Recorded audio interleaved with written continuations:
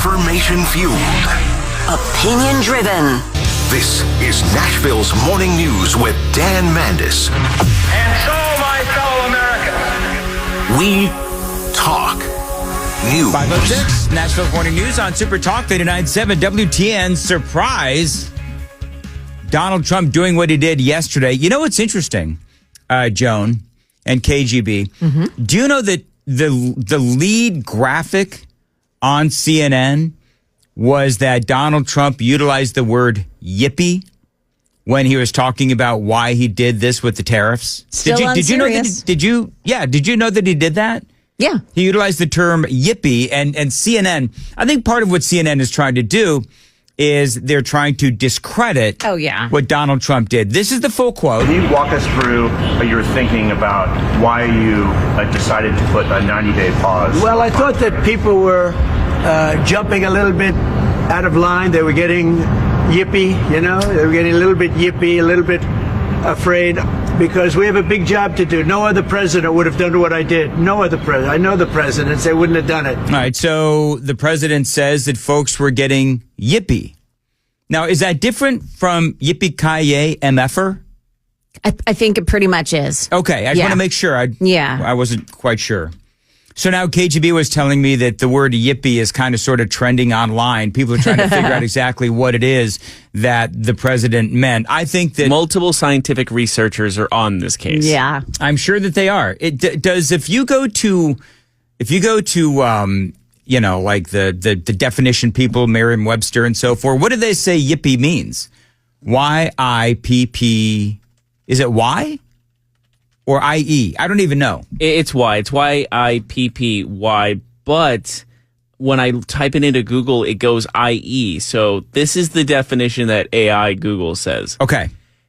Can refer to a member of a youth international party, a radical counterculture group of hippies from the late 1960s. Oh, wow. Okay. Or it can be used as an adjective to describe something that makes yippie sounds, like a yippie dog. Yes, a yippie dog is exactly what I was thinking. So they were chirping. Like he was just saying they're chirping. People were chirping. People were freaking out.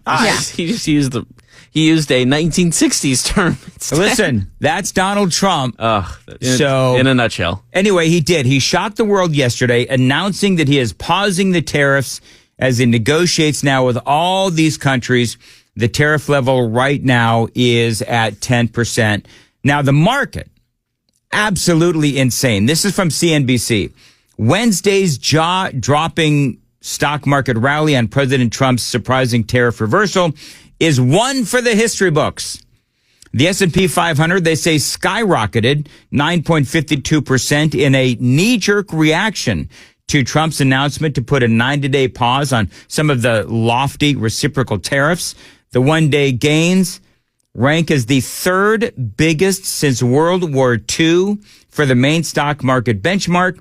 According to FactSet, the Dow Jones Industrial Average advanced 7.87%, posted its biggest advance since March of 2020.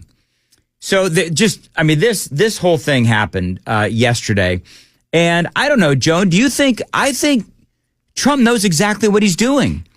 I think what he did is he boxed China in. You know what? And what's evidence to me is that in the morning yesterday, he said, hey, now's a great time to buy. And I didn't listen. Knowing full well that what he would say later in the day was going to shoot the market higher. So, yeah, I think that there's plenty of planning that went into this. Scott Bessent, Treasury Secretary, had this to say. And we saw the successful negotiating strategy that President Trump implemented a week ago today. It has brought more than 75 countries forward to negotiate. It took great courage for him to stay the course until this moment.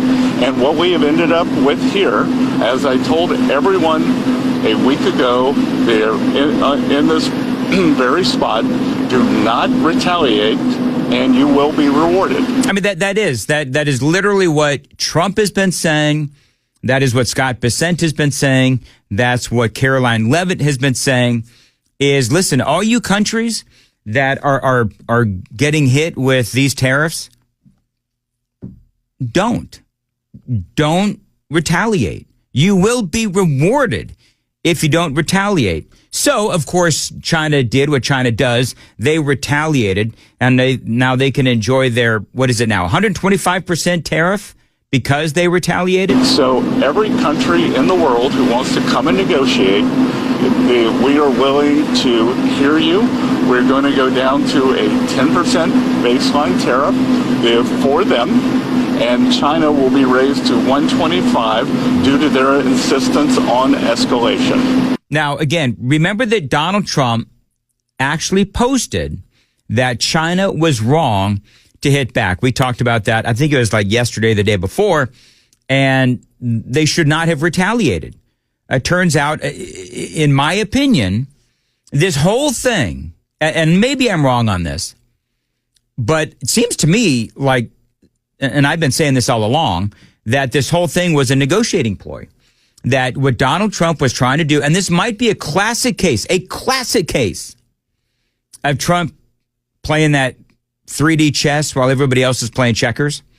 Because basically what he did is he implemented these tariffs across the world. And then he told these countries, okay, so don't retaliate. You'll be rewarded if you don't. And then he knew that China would do this. He knew that Xi Jinping would retaliate. All these other nations, for the most part, by and large, and Canada was talking tough. Some of these other nations were talking tough. But now China is literally boxed in. And all the 75 nations, probably actually a lot more now, have come to the table to negotiate. So at the end of the day, what Donald Trump is trying to do is, because it's multifaceted, and remember, been saying this for a while, this whole thing is multifaceted. Number one is he's always believed, I mean, this goes back decades, where Donald Trump has been disgusted by the amount of tariffs that have been placed on American products as we export them into other countries. So Trump has long said that we need a better trading policy. So now what he's done is, again, multifaceted. He is going to negotiate better deals with all of these different countries. That's number one. Number two, he's looking to bring China down a peg or 4 or 5 by doing what he can to disrupt their economy. And I don't think that's a bad thing. Now, China, and Joan was reporting this at the top of the hour, China is threatening to blacklist American companies. Here's part of what's going on, though. And it's going to be interesting to see how Trump reacts to this. Because remember what Trump did against Venezuela. Trump said to the world, if you work with Venezuela, other countries, if you work with Venezuela, then you will be tariffed, as well as Venezuela. And so now part of what's been going on, this dynamic, has been that China has been trying to recruit other countries for a unified front. So China's been talking to India, China's been talking to the EU, China's been talking to Vietnam and these countries because they want a united front. It's the classic case of, okay, everybody, we've got to stand up to the bully. That's what China's been trying. China, of all countries, is saying, yeah, we need to stand up to that bully Donald Trump. And all these other countries, knowing that really the target is China, these other countries have been like, yeah, we don't think so. Let us sleep on that. Other countries, I'm assuming, have actually ghosted China right now because they know that China completely handled this the wrong way. They didn't listen to Donald Trump when he said, don't retaliate. They did. And now, right now, they are going to, in my opinion, suffer mightily. I've got a little bit more on this, including part of what Donald Trump said yesterday.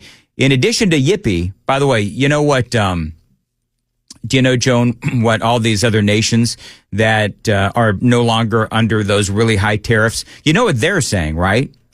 No. Yippie. Yippee. That's exactly different form of yippee. That's exactly right, Joe, in a different form of yippee. All right, it is 5:16. Time to check the roads on WTN. Some rain this evening. Joan, are we still expecting some severe storms? I mean, nobody... We are. So are we talking about tornado? We're not talking about tornadic. No, I mean, that's possible, but a very, very low possibility. We're going to hear from Stefano DiPietro coming up in the news at 5:30. Yeah. All right. Am I wearing the right things? I've got like a windbreaker. Do you have your galoshes? No, I Umbrella? don't. I have no. Rain jacket? I do have kind of a rain jacket kind of a thing on. Well, then you're partially covered. You know what we need to do? We need to, here's what we need to do.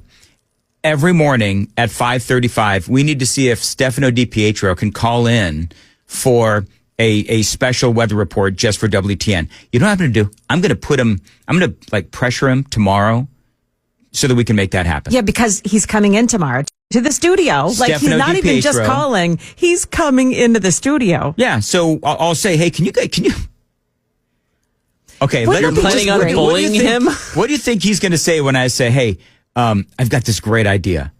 We want you to call in every day at like 5:37, and I want you to tell us how we should have dressed, and if people are at home, how they should dress today. Do you think he would do that? He's going to crush you. He is going to crush me. He's totally going to crush me. Yeah.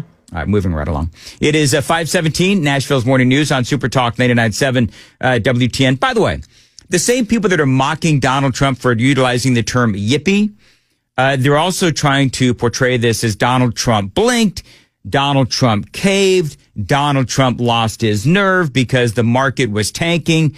No, this was my opinion, this was Donald Trump's plan all along.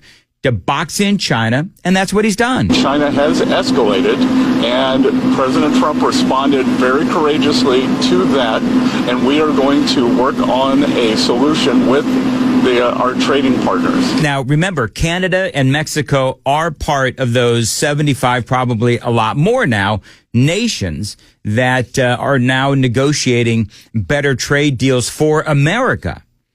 So the only nation that is boxed in is China. Just how Donald Trump wanted it. The headline in the Daily Mail, Canada trumped. Canada bends the knee to the U.S. as Trump scores major victory over the 51st state. They have said they want to begin negotiating immediately. And we're seeing that all over the world. Canada's new prime minister posted this. The pause on reciprocal tariffs announced by President Trump is a welcome reprieve for the global economy, he said in a post to social media. In that context, Canada must also continue to deepen its relationships with trading partners that share our values, including the free and open exchange of goods, services, and ideas, he wrote. And so you do have a lot of folks out there that are saying Donald Trump caved. He absolutely did not cave at all. You know what I'm wondering? And KGB, what is our poll today? You and I spoke about it so briefly. I'm sure that you worded it beautifully. Watch us on YouTube. Like and subscribe to the YouTube channel. We're everywhere. Facebook, 997WTN.com, and so forth. Take the Daily Dan poll on YouTube. Today's poll is... Were you surprised with President Trump's tariff move yesterday? Okay, and what are people saying? 72% say no, they are not surprised. See, I wasn't surprised either. I knew something like this was coming. Remember, I hate to be the guy that says I told you so, because I hate those people, but I did tell you so. I literally have a soundbite that I'm not going to play of me saying this exact thing would happen. Play it, I'm not going to do it. I'm not going to do it. Take credit. No. Just do a victory lap. Victory No. lap around the studio real quick. No. I've had my exercise. I walked up and down the stairs. But you know who I really liked what she had to say yesterday? Caroline Leavitt. Many of you in the media clearly missed the art of the deal. You clearly failed to see what President Trump is doing here. You tried to say that the rest of the world would be moved closer to China when in fact we've seen the opposite effect. The entire world is calling the United States of America, not China, because they need our markets, they need our consumers, and they need this president in the Oval Office to talk to them. And that's exactly why more than 75 countries have called, because the United States of America is the best place in the world to do business. And as the president has shown great courage, as the secretary has said, in choosing to retaliate against China even higher. So there you go. And so China now, we'll get into There's several articles on what exactly it is that China is looking to do. You know, you would think that China would be a little more oh crappish, but they're not. They're actually doubling and tripling down on retaliating against Donald Trump. And you would think, because now the headline in the Daily Mail, let me pull it up real quick if I can.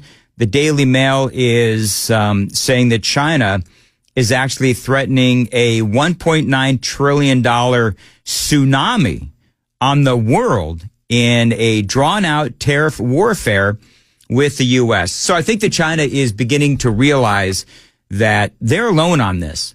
And I'm here to tell you, folks, that China does not have the economy to be able to withstand being against the entire world. And here's the deal. If the entire world is going to be at war with China, with China's economy right now, which is in a very fragile position, well, you know who can pick up the slack there? Well, that would be the nation of Yippie, America. So if China doesn't want to work with the world, we would very much like to work with the world. So that whole Rust and Belt initiative that China does, all right, so if you're some of these nations that are working with China on that, we've got a problem just like that. We've got a program just like that, and we can pick up the slack if China's going to treat the rest of the world like that. So lots going on the economy and everything else. It is 5:23, and Joan Jones now, as I talk through the sounder. Sorry.